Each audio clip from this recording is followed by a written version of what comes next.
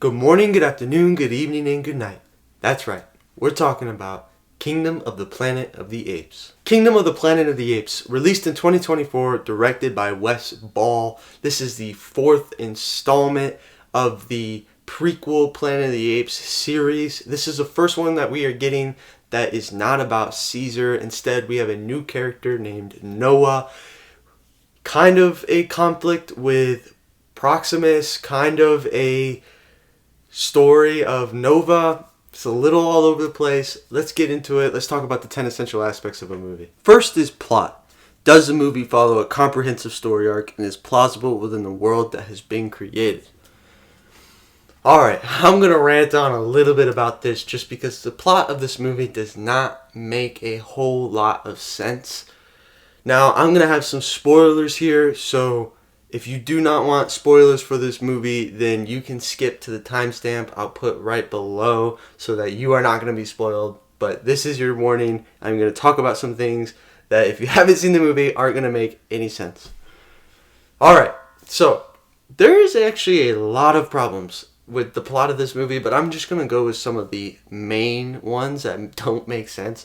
So the second half of this movie, the plot is really about Proximus trying to get into this vault that the humans have locked away with a lot of our previous technology, hoping to preserve it. And he wants to get into it in order to use it to the apes' advantage. Pretty smart idea, right? Well, it doesn't make any sense. So Nova is trying to keep the apes from getting in there, keeping Proximus from getting it just because she believes he's a bad ape and won't use it for good causes. However, just because they can access our technology doesn't mean they have the infrastructure to use it. And quite honestly, they don't. You know they don't. They are supposed to be in the kind of kingdom medieval stage of life or society, so they definitely don't have the infrastructure to deal with some of the technology that we have in that vault. For example, they had tanks in there, guns, stuff like that.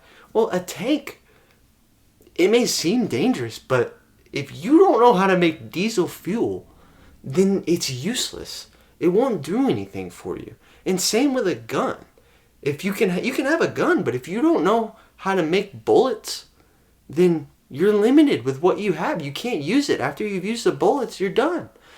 So any of the technology that's there has to be supported by an infrastructure that they don't have. So really, it's not that dangerous that they get any of the weapons or technology. So I really don't understand how they just looked over that side of the plot. And then, talking about guns, they had guns in the last movie, if I remember correctly. Now this is supposed to be 300 years difference, but have they just lost that? And if they did, that's just even more to the point that it really doesn't matter that they had it, because they had guns 300 years ago when they were fighting humans, and then now they don't have them anymore. So obviously it's not that useful. It just doesn't really make any sense. Along with that, the vault that they have, that the humans put, is on a beach. What? That makes no sense. We would never put a vault full of precious items that are supposed to help us if anything catastrophic happened to the earth next to a beach. A beachfront is like the number one place, the first place that's going to change if there's any geological changes. If it's been enough time that the earth is actually changing, beaches are one of the first places that huge changes are going to occur. So they would not put those there. They would put them in a mountain. They'd put them in the middle of a country, whether it's Europe or America or whatever. They'd put them in the deep country so that they are the last place that's going to change.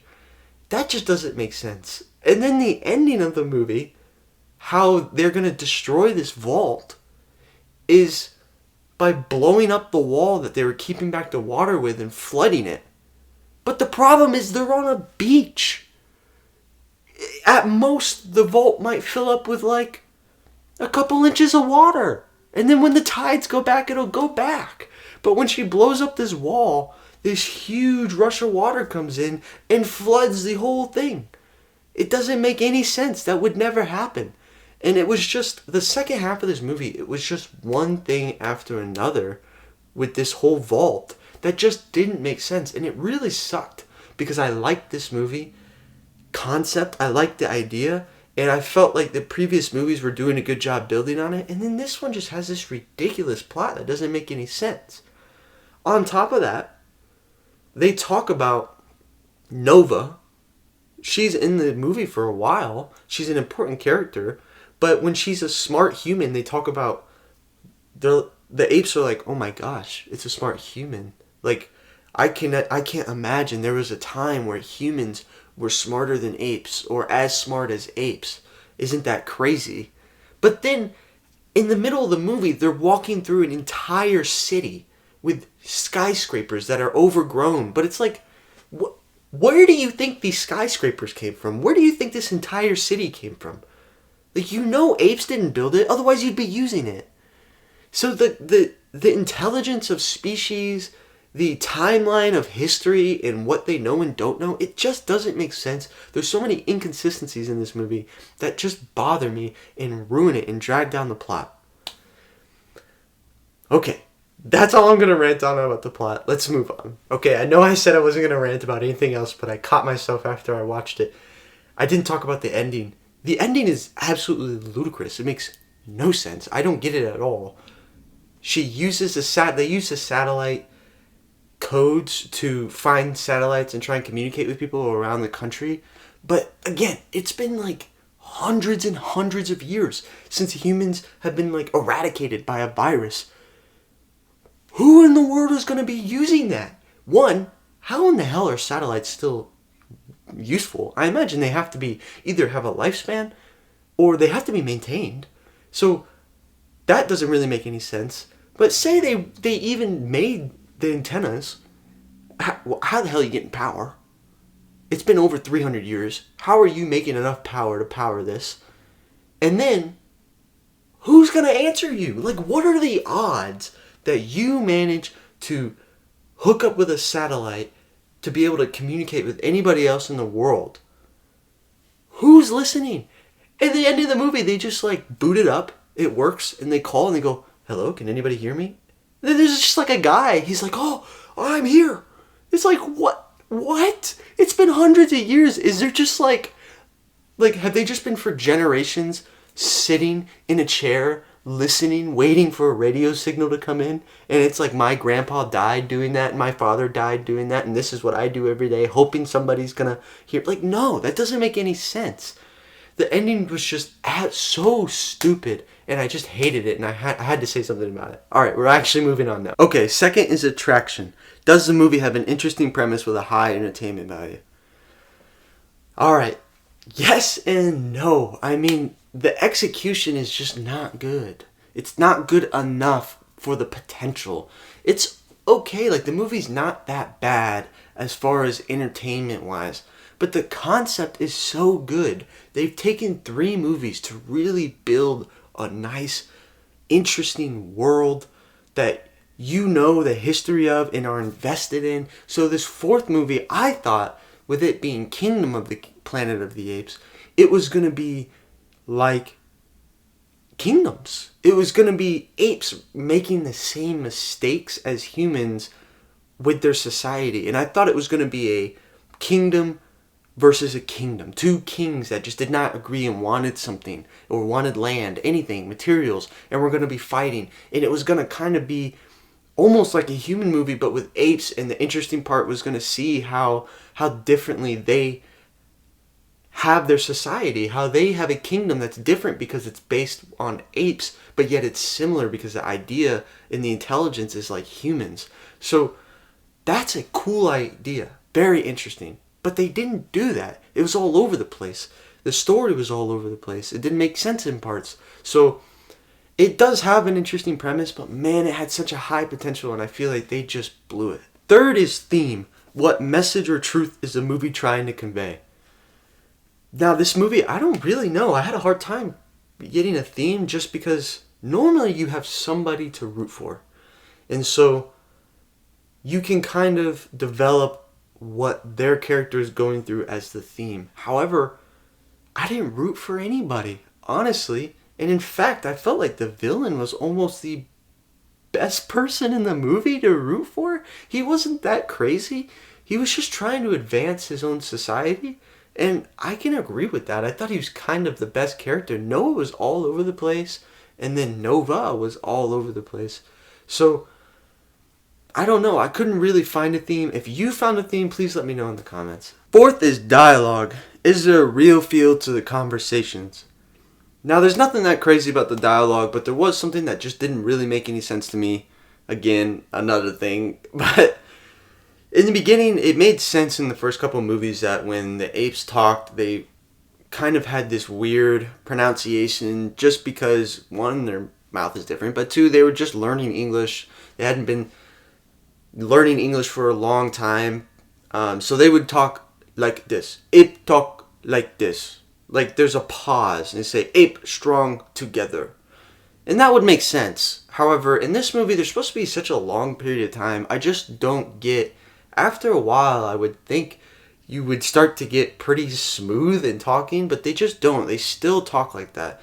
They don't talk like English is what they've been using to speak to one another for hundreds of years. It just doesn't really, I don't get it. I don't know why they kept that up. I wish they would have just talked normal to one another. Fifth is acting. Are the characters convincing? I mean, it kind of doesn't really pertain to this movie because it's all CGI, so I don't know. There's nothing to really be said about acting. Sixth is cinematography. Is there creative use of lighting, setting, and wardrobe to convey emotion? I like the cinematography in this movie. It's interesting. I mean, the apes themselves, gosh, does it save this movie? They look fantastic. They look really, really good. They're so convincing as apes. Like, you forget every one of them is just CGI. It looks so good. As far as the emotional aspect, they do have a couple scenes that I thought did a good job of showing emotion. I'd say there's two dramatic scenes that caught me, that I felt the emotion that they were trying to portray, as well as the scenery was clever and well done. I like the backdrops that they had, some of the settings of where they were. It was interesting. I thought there was an artistic flair to that. I think the cinematography of this movie really saved this movie in a lot of ways. Seventh is editing, and this is all about the pacing of the movie. The movie is 2 hours and 25 minutes, and it's not that bad. The time is pretty good. It has to be that long. There's a lot of characters to introduce. This is a whole new set of characters, a whole new point in time. You have to establish a lot of things. You have to put in some scenes to have you care about characters. So it's understandable that this movie is going to be long. I think 2 hours and 25 minutes is okay. I mean, it's probably a little long, but it's really not that bad. Eighth is soundtrack. There's nothing really memorable about the soundtrack. It's alright. It does what it's supposed to do. Ninth is directing. Now, to me, a director is in charge of the previous 8 aspects of the movie. They're the ones that have the final say. They are in charge of putting it together and making a movie.